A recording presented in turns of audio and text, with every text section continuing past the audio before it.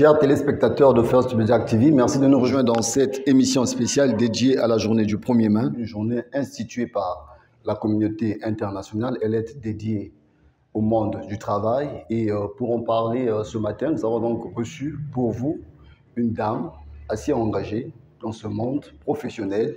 Il s'agit de Madame Anne Marinzila. Elle est présidente de l'USC. C'est quoi justement? C'est une plateforme syndicale, l'Union des syndicats du Congo. Elle a une double casquette. Elle est aussi coordonnatrice de l'association professionnelle des femmes domestiques. C'est quoi cette association? Avec elle, nous allons en parler tout de suite. Madame Dila, bonjour. Bonjour. Merci d'avoir répondu à notre invitation. Aujourd'hui, nous sommes donc ce jour 1er mai.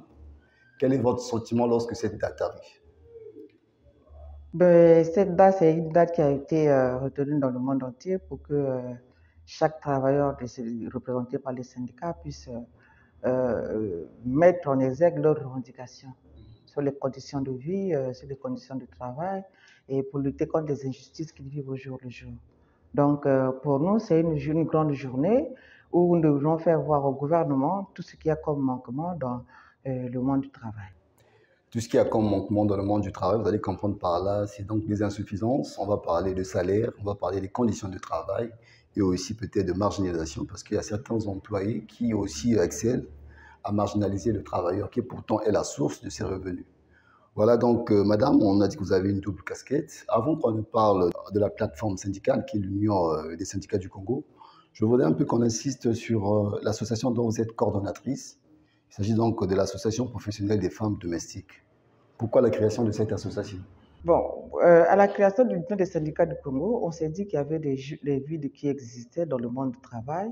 Et comme on ne peut pas tout combler, on avait d'abord commencé par l'organisation d'un séminaire des femmes travailleuses entre la RDC et le Congo pour essayer de faire l'étude comparée du Code du travail avec l'aide des inspecteurs du travail. Et de là, nous avons vu qu'effectivement, nous avons des travailleurs qui souffrent dans le noir, qui souffrent dans l'ombre, et c'est ceux qui travaillent avec nous.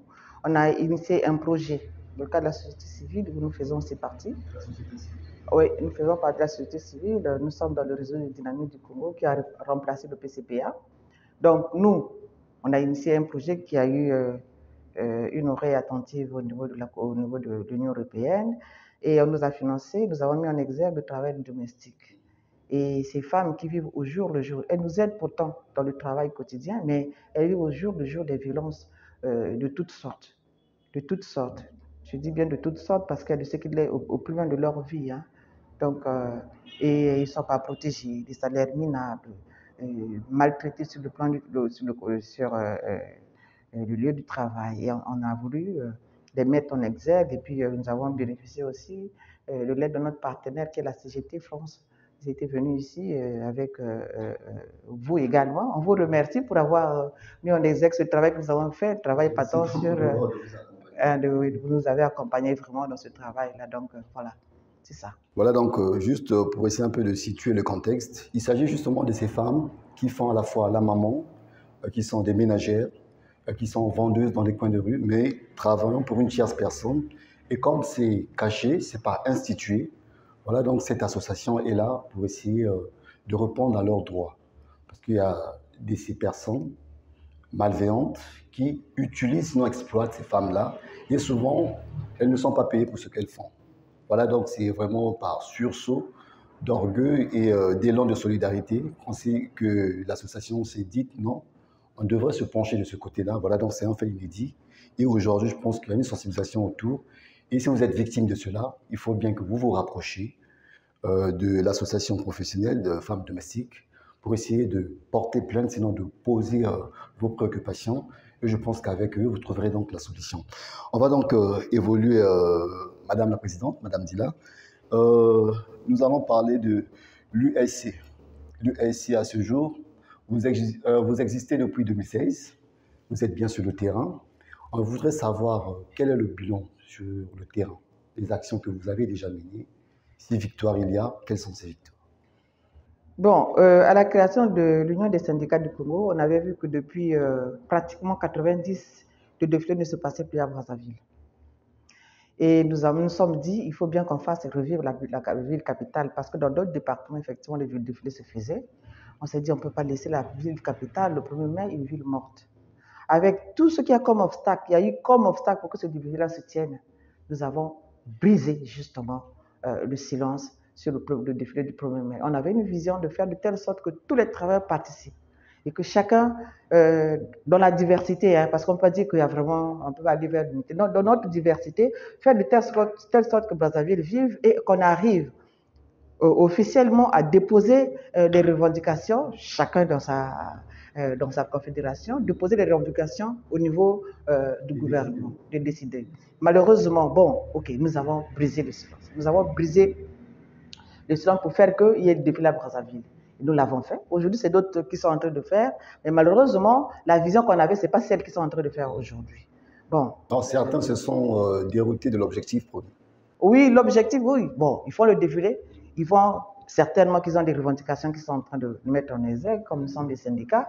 On se dit, bon, la vision qu'on avait, ce n'était pas celle-là. C'est celle d'associer tout le monde. Parce que tout le monde est travailleur. Tout travailleur. Le travailleur, ce n'est pas la représentativité. Le travailleur, c'est celui qui est dans son coin, qui bénéficie de ce qu'il a comme repreneur, parce que c'est lui qui vend sa force de travail. En ce moment-là, il faut qu'il exprime ce qu'il vit au quotidien. Pour preuve, on n'a jamais parlé des femmes domestiques au niveau du Congo. L'arrêté qui date de 1975 ou quelque chose de ce genre, qui aujourd'hui avait des salaires minables.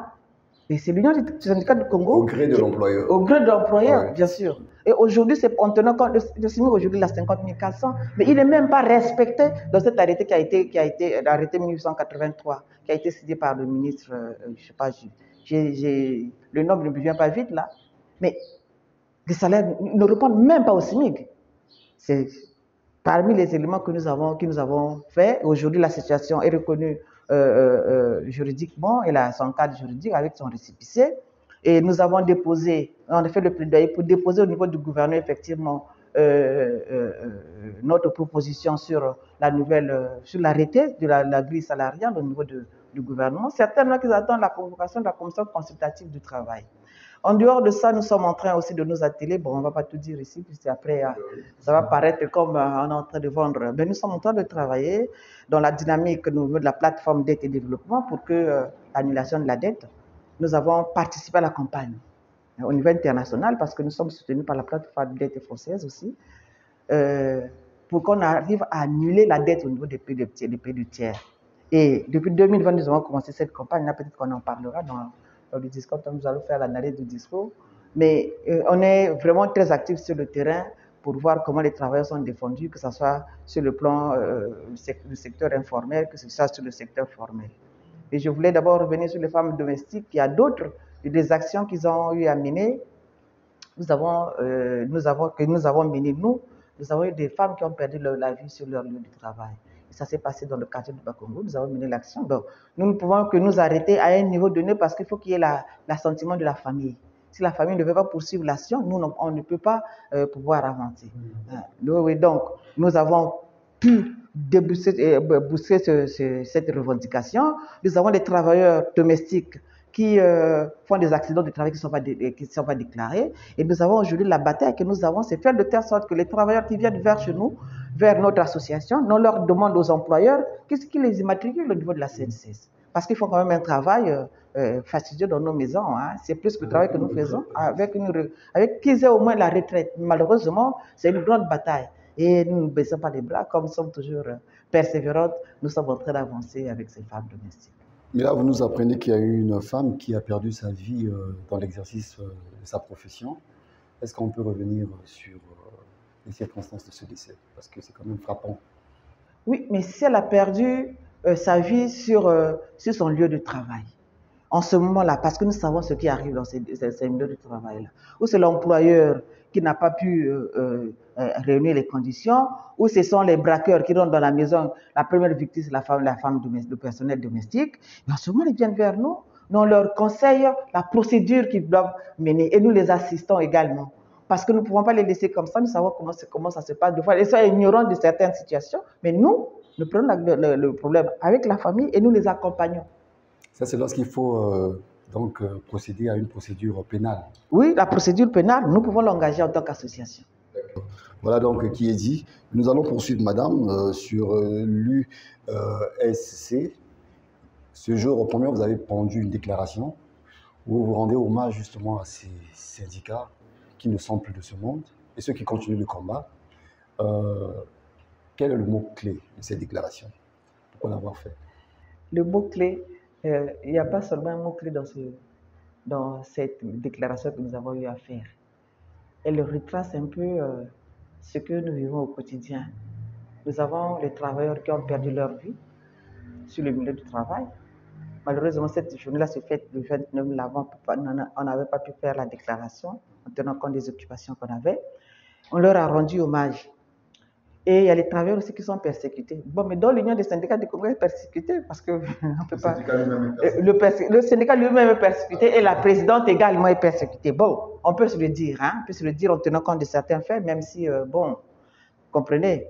Donc, c'est pour dire que, en dehors de cette persécution-là, nous avons retracé un certain nombre nous avons souligné que le gouvernement est en train de ratifier comment on appelle, des conventions. Des conventions internationales que vous avez d'ailleurs saluées. Oui, nous avons salué ça. Mais malheureusement, dans l'application, ça pose des... Et nous respectons ça. Nous sommes le premier pays parmi les pays qui violent justement la Constitution. Et qui violent, pas la Constitution, nous violons les conventions de l'Union internationale. L'application pose problème. En ce moment-là, bon, c'est à nous les syndicalistes de pouvoir soulever ça de temps à autre. Vous savez, notre pays a une plainte au niveau du BIT sur la violation justement de la Convention 87 parce que la création des syndicats au Congo est mesurée. Ça, on peut se le dire.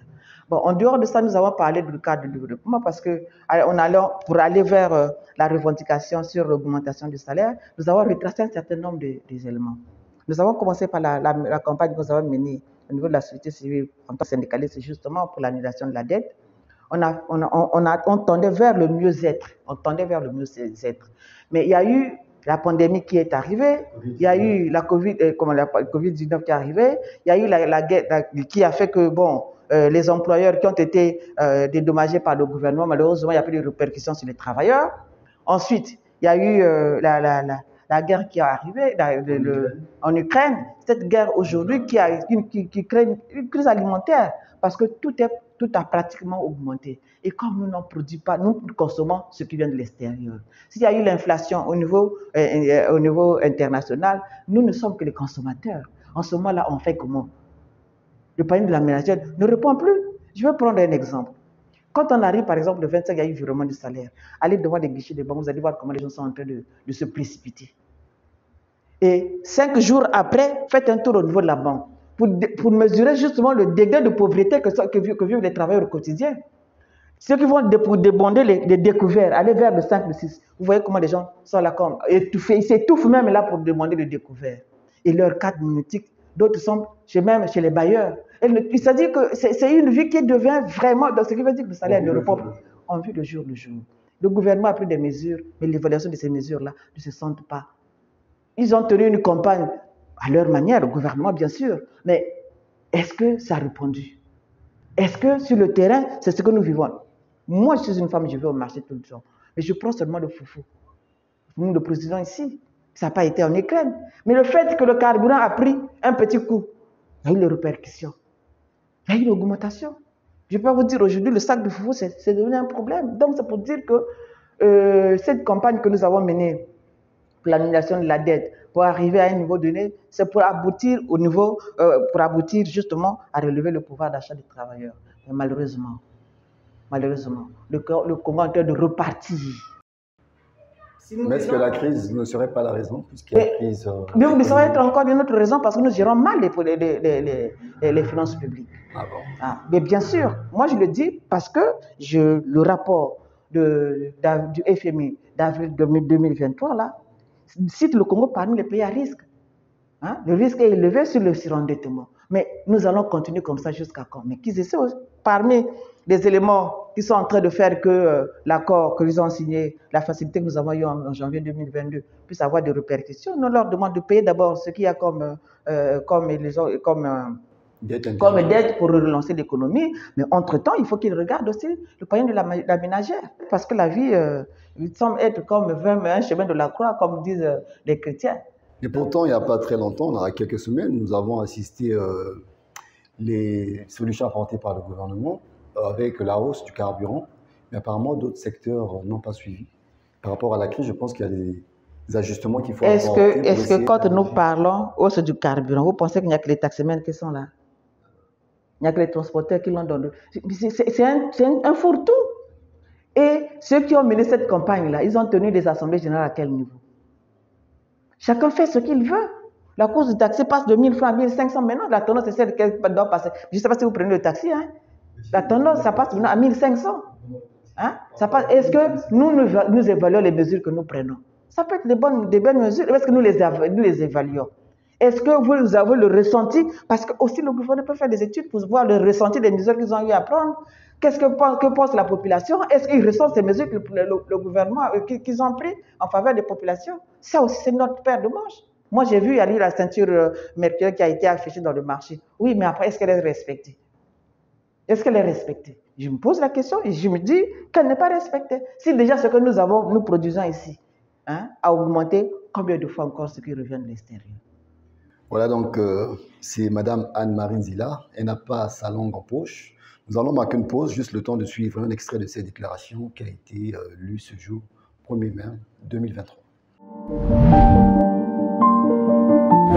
En 2021 et 2022, l'Union des syndicats du Congo a encore milité pour la reprise et l'aboutissement des négociations entre le Congo-Brazzaville et le FMI pour le rétablissement des équilibres macroéconomiques et financiers du pays afin de trouver des solutions idoines pour la soutenabilité de la dette.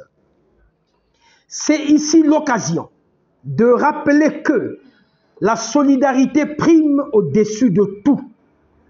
Nous renouvelons ainsi notre solidarité agissante aux travailleuses et travailleurs à travers le monde en général, ceux du Congo en particulier, qui se battent pour leur survie avec des salaires de misère et qui subissent à la fois les ravages et les conséquences de ces multiples crises au risque de leur vie et celle de leur famille. À l'occasion de ce 1er mai 2023, l'Union des syndicats du Congo, véritable interlocutrice des travailleurs du Congo auprès des pouvoirs publics et privés, félicite le gouvernement congolais dans son élan de ratification de plusieurs conventions internationales adoptées par l'Organisation internationale du travail. Certes, ratifier les conventions de l'OIT, c'est bien, mais les vulgariser et appliquer, c'est mieux.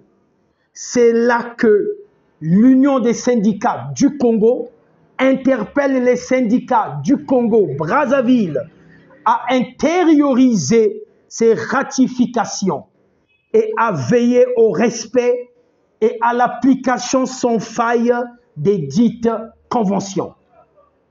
De même, l'Union des syndicats du Congo demande au gouvernement de bien gérer les retombées de l'accord conclu avec le FMI en janvier 2022 et surtout de respecter les engagements pris en vue du rétablissement des équilibres macroéconomiques et financiers du pays afin de maintenir les efforts déjà visibles dans le désendettement du pays. Merci de nous rejoindre. Vous êtes toujours sur ce plateau spécial dédié donc au 1er mai, une journée dédiée au travail. Voilà pourquoi nous avons les manches pliées. C'est justement l'expression du travail qui continue. Et à faire ce média, nous ne sommes pas encore posés, nous sommes en train de travailler.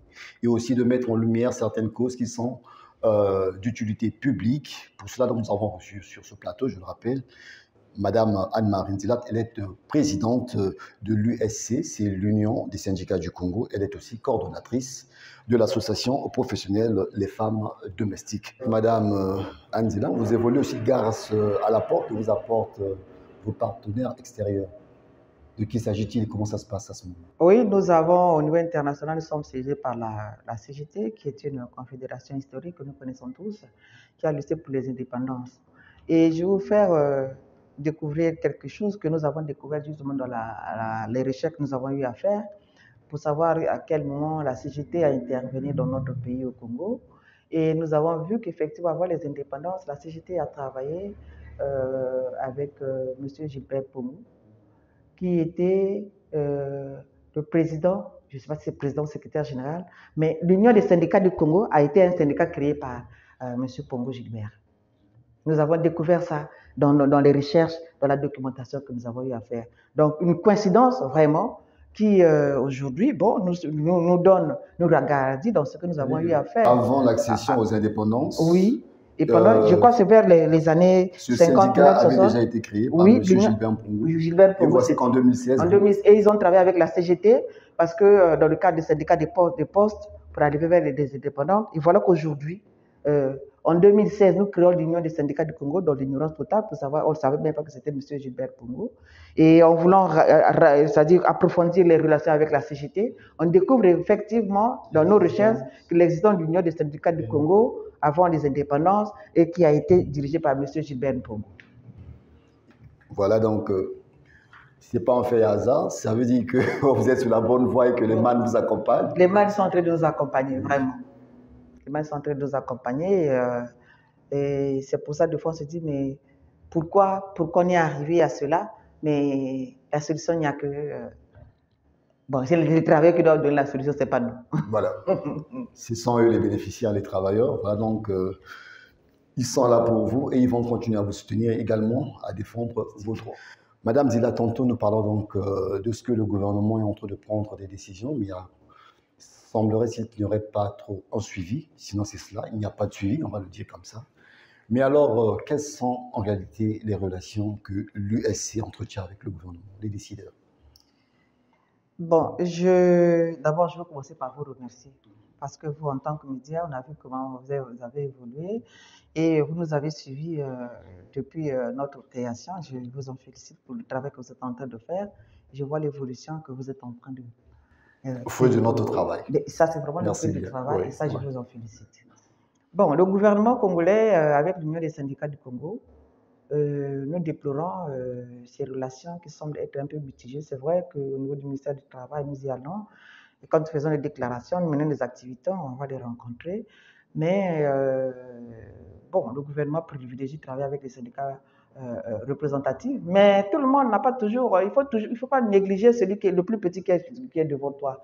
Parce que cette personne-là peut apporter aussi quelque chose qui peut faire que le travail que tu fais puisse aller... Ça veut dire qu'on vous juge par rapport à votre taille. Quelle personne peut mesurer la taille de l'autre? Les élections ont été faites depuis 20, je peux vous dire plus de 10 ans déjà. Aujourd'hui, on mesure la taille de qui? Les entreprises sont nées après. Aujourd'hui, la représentative, elle est relative. Elle est relative. Et puis, bon, tu sais, c'est pas parce que tu es arrivé avant l'autre que tu penses que celui qui vient après toi là n'a pas la raison d'être. Hein. Quand il faut l'écraser. C'est parmi ceux qui raisonnent comme ça, je trouve que c'est bon. Est-ce que ça illustre qu'il y aurait une guéguerre entre plateformes syndicales?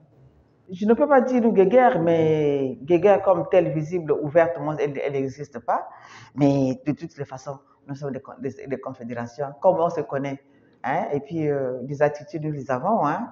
Nous nous connaissons, on n'est pas obligé de s'aimer, mais... Vos relations avec le gouvernement, vous disiez? Oui, les relations sont mitigées justement parce qu'ils pensent que nous ne sommes pas syndicats représentatifs. Mais au moins, nous leur envoyons ce que nous avons comme des lions chaque 1er mai pour... je vous ai parlé des femmes domestiques. Nous avons déposé sur la table du gouvernement l'arrêté et la convention qui devraient faire partie des conventions qui vont être ratifiées à l'avenir. Voilà, donc vous existez et les actions sont menées.